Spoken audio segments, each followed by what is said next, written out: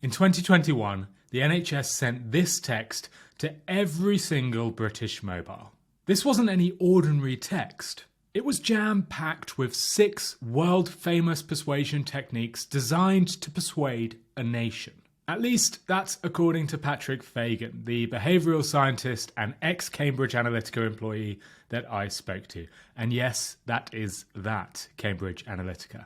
So the NHS sent this text message for the COVID-19 vaccine, and it is really a masterclass in how to bring together multiple nudges into one message. And we know that there are lots of behavioural scientists in the NHS and working at the government for the pandemic response. So this message was almost certainly crafted and tested by behavioural scientists. To understand the potency of this persuasion propaganda, we first have to understand those 6 principles of influence, starting with social proof. So one is social proof. If you imagine you're in a foreign city for a business trip for one night and you can only find 2 restaurants, one is completely deserted and the other one is packed. Which one will you choose? Probably the packed one, because if it's busy, it must be good. Some people choose the empty one. I probably would, but I'm a disagreeable introvert. There is an important point there that not all nudges work the same for everyone. One thing I do in my job is targeted nudges. I work out the personality and the profile of the audience and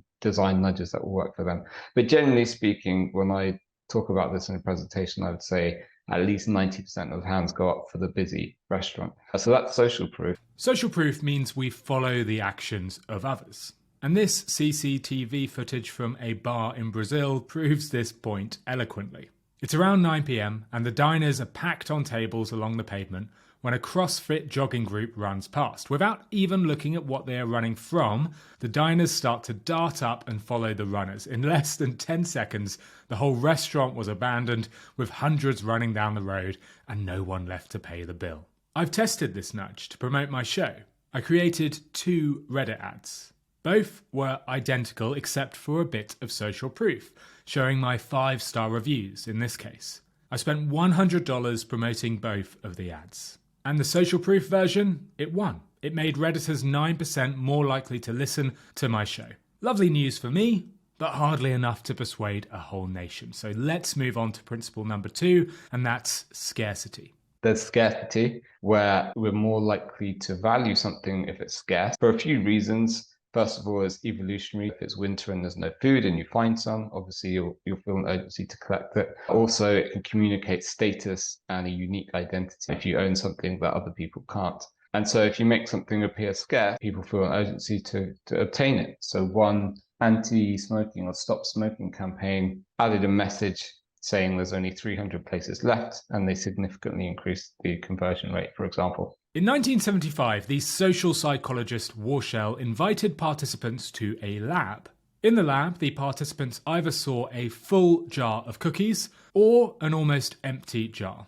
Turns out, people enjoy the taste of a cookie more when it is the last cookie in the jar, even though the cookies are identical in both scenarios. This explains why I spent my childhood hunting for rare Pokemon, and why this pub up the road from me is irrationally popular. So, that's scarcity. Let's now move on to principle number 3. Then there is commitment and consistency, where we're more likely to do something if we've made a small commitment already, or any kind of commitment, in fact. And there's a few reasons for this. One is the sunk cost fallacy, where we don't want to lose our investment if we've put time and effort and money into something already. Also, we don't like to let people down socially. We could be ostracized. So if we've said we would do something, we generally ought to do it. And also there's an identity aspect where a coherent sense of self is quite important for well-being. And so if you're, for example, the environmental one in your friend group, then you're going to recycle and so forth to maintain that coherent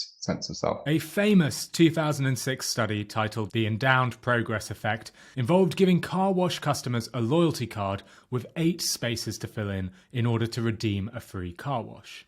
Half of the customers got the card with 8 empty spaces, while the other half got a card with 10 empty spaces, except 2 of them were stamped in already. In the first group, 19% of the customers bought enough car washes to fill the card, compared with 34% when the commitment nudge was used. We like to show consistency, but we also like to show reciprocity. Then there's reciprocity, which is where we will do something for somebody if we feel obligated to, if they've done something for us in the past. Again, we're very social animals, and if we don't repay our behavioral debts, then we could be ostracized. And so there's research showing, for example, if you give people a can of Coke, they're more likely to then fill in your survey. Humans are hardly the only species to follow this principle. Observe monkeys, and you'll discover that 30% of nitpicking is simply done to return the gesture. There's even a species of fruit fly whose male secures sex with the female by giving her a gift of food. The researchers, they intercepted the female-bound male fly and used tweezers to replace the food with useless fluff, and yet the mating still went ahead, which proves that it really is the thought that counts. Then there's liking, where we're more likely to be influenced by people we like.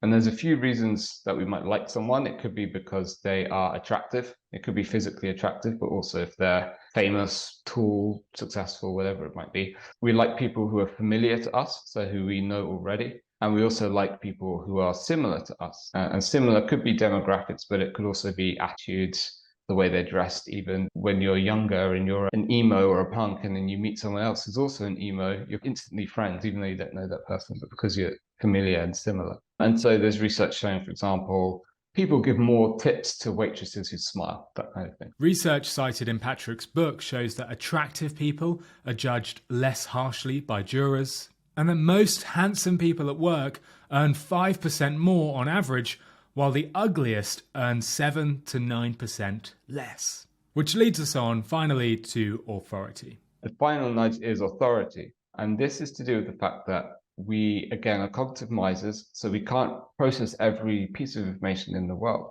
And so a kind of kooky example I give is that I would assume the vast majority of your listeners believe the Earth is flat. But the question would be, how do you know it's not flat? Have you been into space to see it? There are certain experiments you can do with pendulums and so forth, but probably you haven't done them. You know it's not flat because your teachers told you and scientists in white lab coats told you. And so you take it for granted because you don't have the time or the energy or the motivation to do all this research yourself. It would be impossible for every subject. I'm not saying the Earth is flat, by the way. I'm just using it as an example to show that we need to believe authority figures, and we do, and it's generally quite efficient, although it can go wrong sometimes. And of course, there's famously the Stanley Milgram experiment, where he found that people were more likely to give an electric shock that they believed was fatal to someone else if they were asked to by someone wearing a white lab coat. If there are these trappings or signals of authority, we're more likely to do what we're told. Have you ever noticed how every important letter you received is signed by the CEO, the mayor, or the president? Well, that's not by accident. One 1974 study found that a letter from a dentist's office got a 54% return rate when it was signed by the dentist, but only an 18% return rate when it was signed by the dentist's secretary. The dentist's title was the authoritative cue that made people reply. Which leads us back to this text, the most persuasive text in British history. Why? Because it uses all 6 of these principles. And so in just 19 words, they managed to pack in at least 6 nudges. And the 19 words were, you have reached the top of the queue and are a priority for getting a free NHS COVID-19. So saying there's a queue, they're using social proof and implying it's popular, so it must be good. By saying you've reached the top of the queue, they're using commitment, so you feel invested, like you've been waiting in line, you don't want to lose your place. By saying you're at the top of the queue, that might be an ego nudge, so you feel special, like you're above the people who are waiting below you. By saying you're a priority, that's essentially a scarcity nudge. They're implying that demand is bigger than supply, and so you feel that urgency to get it.